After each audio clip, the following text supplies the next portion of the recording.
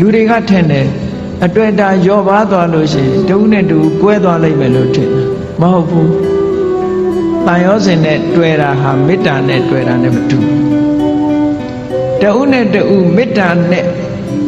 ကုညီဆောင်ရှောက်တာကမှပိုးခိုင်တာတန်ရောစဉ်ကမခိုင်ဘူးတန်ရောစဉ်ဆိုတာကိုယ်အလိုချလေးဖြစ်နေတုံးနဲ့တန်ရောစဉ်ကိုယ်စိတ်တိုင်းမကြတော့ဘူးဆိုတာနဲ့တပြိုင်နက်တန်ရောစဉ်မရှိတော့တဏှာရဲ့သဘောကခုကောင်းစားဖို့ပဲကြည့်တယ်ဆိုပါစို့သားသမီးတွေကိုမိဘတွေကချစ်တယ်နဲ့ပြောကြတယ်သားသမီးချစ်တာလားကိုကိုချစ်တာလားသေချာဆန်းစစ်ကြည့်အများကတော့ဖြေလိုက်မယ်သားချစ်တယ်သမီးချစ်တယ်ပေါ့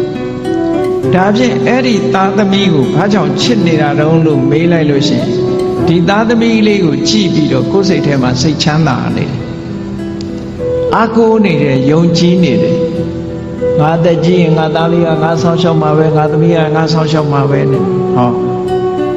အားကိုးမှုတွေတွေ့တာမှုတွေအဲ့ဒီလိုမျောလင်းချက်ကလေးတွေနဲ့ထင်အဲ့ဒီသားသမီးကကိုယ်ဒုက္ခပေးလာပြီဆိုရင်မိဘတွေမလုပ်ကြတော့အိမ်ကနေနှင်ချပြီးအမွေပြကြော်ညာကြတယ်မဟုတ်လားအဲ့ဒါဖြင့်အဲ့ဒီသားသမီးကိုချစ်တယ်ဆိုတာဘာကိုချစ်တာတုံးလို့မေးလို့ရှိရင်ကိုယ့်ရဲ့ပျော်ရွှင်မှုကိုဖျက်ဆီးလာပြီးကိုယ့်ရဲ့ဘဝကိုထိခိုက်လာပြီးဆိုလို့ရှိရင်အဲ့သားသမီးမချစ်တော့အဲ့ဒါကိုကြည့်မယ်ဆိုရင်မိဘတွေကတကယ်ချစ်တယ်ဘာကိုချစ်တာတော့ကိုယ့်ဘဝကိုချစ်တာလေကိုယ့်ဘဝကိုထိပါလာပြီးနှောင့်ယှက်လာပြီးဆိုရင်လက်မခံတော့ဘူးလေချစ်လာပါတယ်ဆိုတော့ဇနီးမောင်နှံတွေ divorce လုပ်ကြတယ်၊ကွာရှင်းကြတယ်။ဘာဖြစ်လို့ပြောကြတဲ့အခါမှာစိတ်သဘောထားချင်းမတိုက်ဆိုင်လို့ဆိုလိုတာက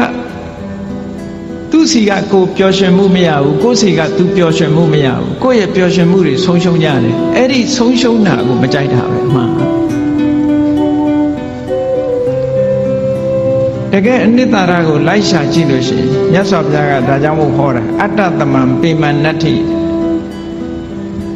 ကိုချစ်တာလောက်တခြားကိုအချစ်နဲ့တူတဲ့အချစ်ဆိုတာမရှိဘူးလို့ဒီလိုပြောတယ်ဒါတကယ်ကိုအစစ်အမှန်ကိုဟောဒါကြောင့်မို့လို့မေတ္တာဆိုတာကတော့အဲ့ဒါမျိုးမဟုတ်ဘူး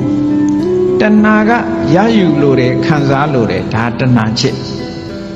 မေတ္တာချစ်ဆိုတာကအဲ့ဒါမျိုးမဟုတ်ဘူးသူများအတွက်ပေးဆက်ချစ်မေတ္တာချစ်ကသူများအတွက်ပေးဆက်တယ်တဏှာကကိုယ့်အတွက်မေတ္တာကသူ့အတွက်လှုပ်တာကပို့ပြီးတော့ခိုင်မြဲတယ်ဘာဖြစ်လို့လဲဆိုစဉ်းစားရတဲ့သူ့အတွက်စဉ်းစားတာကိုယ့်အတွက်မစဉ်းစားဘူးဟိုတစ်ဖက်ကလည်းမေတ္တာနဲ့ဆိုရင်သူ့အတွက်စဉ်းစားတယ်ကိုယ့်အတွက်မစဉ်းစားဘူးအဲ့ဒီတော့သူ့အတွက်ဆင်ပြေးနေလို့ရှိရင်ဟောမကွဲမကွာဖြစ်တာပေါ့ဟိုလူကလည်းငါအတွက်စဉ်းစားတယ်ဟိုလူကလည်းငါအတွက်စဉ်းစားတယ်နှစ်ဦးကိုယ့်အတွက်ကြီးပဲစဉ်းစားတယ်လိုဘပြည့်နေတဲ့အချိန်မှာတော့ကိုယ့်အတွက်ဖြစ်နေရင်ချိန်တတ်တယ်ကိုယ့်အတွက်မဖြစ်တာနဲ့တပြိုင်နက်ခွဲကြရောအဲ့တော့မေတ္တာချစ်နဲ့တဏှာချစ်တခြားနည်းနဲ့ပြောမယ်ဆိုလို့ရှိရင်မေတ္တာချစ်ကအေးမြပြီးတော့တဏှာချစ်ကပူလောင်နေတဏှာရဲ့နောက်ွယ်မှာဘာတွေလာတော့ဆိုတောကဆိုတာရောက်လာဆိုရင်ဓာတွေပူဆွေးတာတွေဒါတွေဖြစ်လာမေတ္တာရဲ့နောက်ကမှဒါတွေလုံးဝမရှိဘူးအေးချမ်းတယ်တည်ငြိမ်တယ်ဆိုတာဖြစ်တယ်ဒါကြောင့်မို့မေတ္တာနှလုံးသားနဲ့ချစ်နိုင်အောင်ကြိုးစားအဲ့ဒါပို့ပြီးတော့ခိုင်မြဲတယ်